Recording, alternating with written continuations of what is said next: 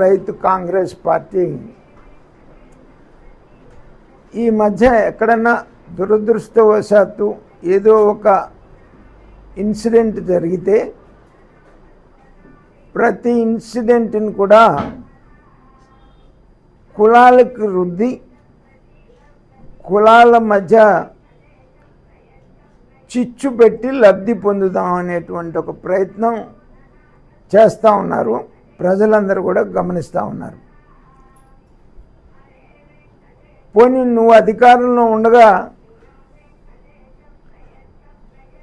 ఈ కులాలకు ఏదన్నా వెలగబెడితే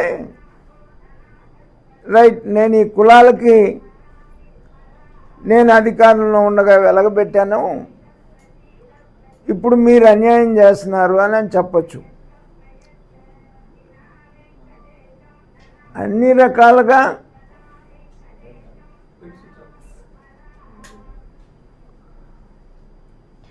అన్ని వ్యవస్థలను ఎట్లయితే నాశనం చేశావో కులాలను కూడా అట్లానే నాశనం చేశావు నువ్వు అధికారంలో ఉండగా. నువ్వు అధికారంలో ఉండగా కమ్మార్ చేత చంద్రబాబు నాయుడు గారిని తిట్టించావు. ఇవాళ కాపుల చేత చంద్రబాబు నాయుడు గారిని తిట్టిస్తూ ఉన్నావు. నీకు అలవాటు ఎప్పుడు కూడా ఏదో ఒక కులాన్ని అడ్డం పెట్టి ఆ కులం చేత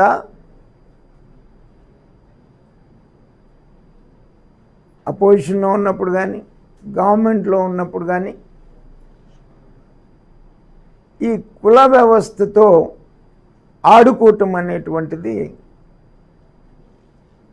నీకు అలవాటు.